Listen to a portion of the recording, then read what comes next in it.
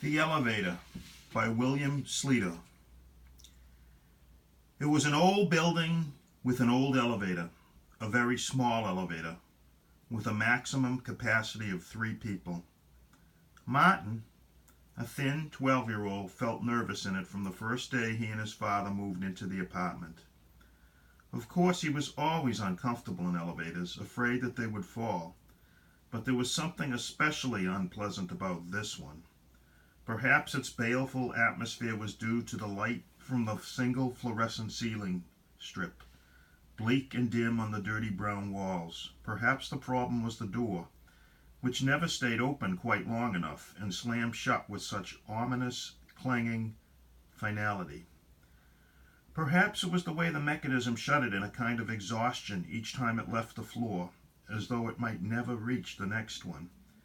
Maybe it was simply the dimensions of the contraption that bothered him, so small that it felt uncomfortably crowded even when there was only one other person in it.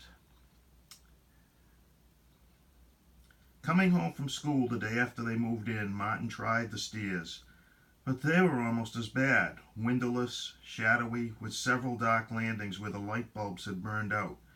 His footsteps echoed behind him like slaps on the cement, as though there was another person climbing, getting closer. By the time he reached the 17th floor, which seemed to take forever, he was winded and gasping. His father, who worked at home, wanted to know why he was so out of breath.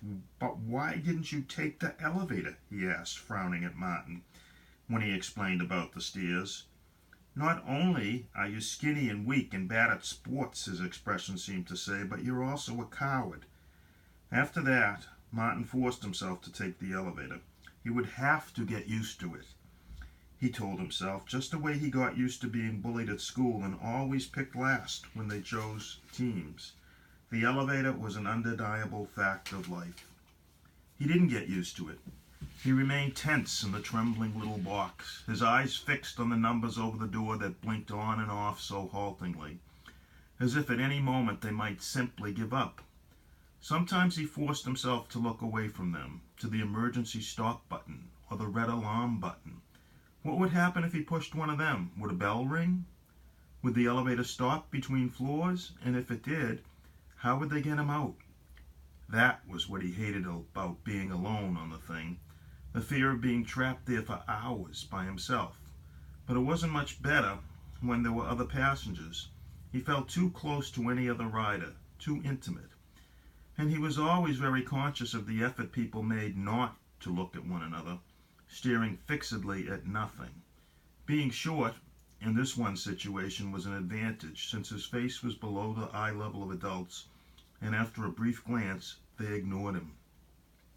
Until the morning the elevator stopped at the 14th floor and the fat lady got on. She wore a threadbare green coat that ballooned around her. Her ankles bulged above dirty sneakers. As she waddled into the elevator, Martin was sure he felt it sink under her weight. She was so big that she filled the cubicle. Her coat brushed against him and he had to squeeze into the corner to make room for her. There certainly wouldn't have been room for another passenger. The door slammed quickly behind her, and then, unlike everyone else, she did not stand facing the door. She stood with her back to the door, wheezing, staring directly at Martin. For a moment, he met her gaze. Her features seemed very small, squashed together by the loose, fleshy mounds of her cheeks. She had no chin, only a great, swollen mass of neck, barely contained by the collar of her coat. Her sparse red hair was pinned back by a plastic barrette, and her blue eyes, though tiny, were sharp and penetrating, boring into Martin's face. Abruptly, he looked away from her to the numbers over the door. She didn't turn around. Was she still looking at him? His eyes slipped back to her, then quickly away. She was still watching him. He wanted to close his eyes. He wanted to turn around and stare into the corner, but how could he? The elevator creaked down to 12, down to 11. Martin looked at his watch. He looked at the numbers again. They weren't even down to 9 yet. And then, against his will, his eyes slipped back to her face. She was still watching him. Her nose tilted up. There was a large space between her nostrils and her upper lip, giving her a piggish look. He looked away again, clenching his teeth, fighting the impulse to squeeze his eyes shut against her. She had to be crazy. Why else would she stare at him this way? What was she going to do next? She did nothing. She only watched him breathing audibly until the elevator reached the first floor at last. Martin would have rushed past her to get out, but there was no room. He could only wait as she turned, reluctantly, it seemed to him, and moved so slowly out into the lobby. And then he ran. He didn't care what she thought. He ran past her, outside into the fresh air, and he ran almost all the way to school. He had never felt such relief in his life. He thought about her all day long. Did she live in the building? He had never seen her before, and the building wasn't very big, only 4 apartments on each floor. It seemed likely that she didn't live there and had only been visiting somebody. But if she was only visiting somebody, why was she leaving the building at 7:30 in the morning? People didn't make visits at that time of day. Did that mean she did live in the building? If so, it was likely, it was a certainty, that sometime he would be riding with her on the elevator again. He was apprehensive as he approached the building after school. In the lobby, he considered the stairs, but that was ridiculous. Why should he be afraid of an old lady? If he was afraid of her, if he let it control him, then he was worse than all the names they called him at school. He pressed the button. He stepped into the empty elevator. He stared at the lights, urging the elevator on. It stopped on 3. At least it's not 14, he told himself. The person she was visiting lives on 14. He watched the door slide open, revealing a green coat, a piggish face, blue eyes already fixed on him as though she knew he'd be there. It wasn't possible. It was like a nightmare. But there she was, massively real. "Going up?" he said, his voice a humiliating squeak. She nodded, her flesh quivering, and stepped on. The door slammed. He watched her pudgy hand move toward the buttons. She pressed not 14, but 18. The top floor, 1 floor above his own. The elevator trembled and began its ascent. The fat lady watched him. He knew she had gotten on at 14 this morning, so why was she on 3 going up to 18 now? The only floors he ever went to were 17 and 1. What was she doing? Had she been waiting for him? Was she riding with him on purpose? But that was crazy. Maybe she had a lot of friends in the building. Or else she was a cleaning lady who worked in different apartments. That had to be it. He felt her eyes on him as he stared at the numbers slowly blinking on and off. Slower than usual, it seemed to him.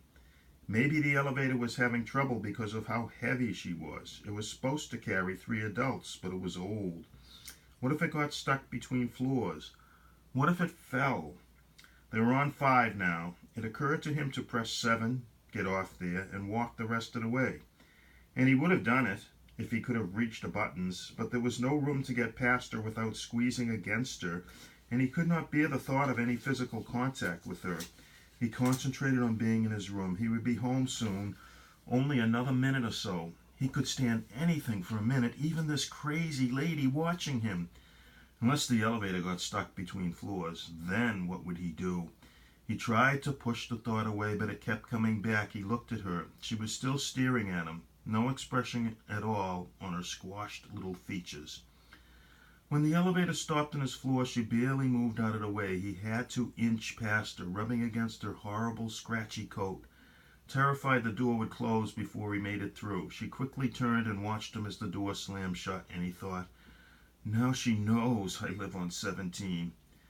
"Did you ever notice a strange, fat lady on the elevator?" he asked his father that evening. "Can't say as I have," he said, not looking away from the television. He knew he was probably making a mistake, but he had to tell somebody. "Well, she was on the elevator with me twice today, and the funny thing was she just kept staring at me. She never stopped looking at me for a minute. You think you know of anybody who has a weird cleaning lady or anything?" "What are you so worked up about now?" his father said, turning impatiently away from the television. "I'm not worked up. It was just funny the way she kept staring at me. You know how people never look at each other in the elevator? Well, she just kept looking at me." "What am I going to do with you, Martin?" his father said. He sighed. and shook his head. Honestly, now you're afraid of some poor old lady? I'm not afraid. You're afraid, said his father with total assurance. When are you going to grow up and act like a man? Are you going to be timid all your life? He managed not to cry until he got to his room, but his father probably knew he was crying anyway. He slept very little. And in the morning, when the elevator door opened, the fat lady was waiting for him. She was expecting him. She knew he lived on 17. He stood there, unable to move, and then backed away. And as he did so, her expression changed. She smiled as the door slammed. He ran for the stairs. Luckily, the unlit flight on which he fell was between 16 and 15. He only had to drag himself up 1.5 flights with the terrible pain in his leg. His father was silent on the way to the hospital. Disappointed and annoyed at him for being such a coward and a fool. It was a simple fracture. He didn't need a wheelchair, only a cast and crutches, but he was condemned to the elevator now. Was that why the fat lady had smiled? Had she known it would happen this way? At least his father was with him on the elevator on the way back from the hospital. There was no room for the fat lady to get on, and even if she did, his father would see her. He would realize how peculiar she was, and then maybe he would understand. And once they got home, he could stay in the apartment for a few days. The doctor had said he should use the leg as little as possible. A week, maybe. A whole week without going on the elevator. Riding up with his father, leaning on his crutches, he looked around the little cubicle and felt a kind of triumph. He had beaten the elevator and the fat lady for the time being, and by the end of the week, it was very, very far away. Oh, I almost forgot. His father reached out his hand and pressed 9. What are you doing? You're not getting off, are you? He asked him, trying not to sound panicky. I promised Terry Ullman I'd drop in on her, his father said, looking at his watch as he stepped off. Let me go with you. I want to visit her too, Martin pleaded, struggling forward on his crutches. But the door was already closing. Afraid to be in the elevator alone, his father said with a look of total scorn. Grow up, Martin. The door slammed shut. Martin hobbled to the buttons and pressed 9, but it didn't do any good. The elevator stopped at 10, where the fat lady was waiting for him. She moved in quickly. He was too slow, too unsteady on his crutches to work his way past her in time. The door sealed them in. The elevator started up. Hello, Martin, she said and laughed and pushed the stop button.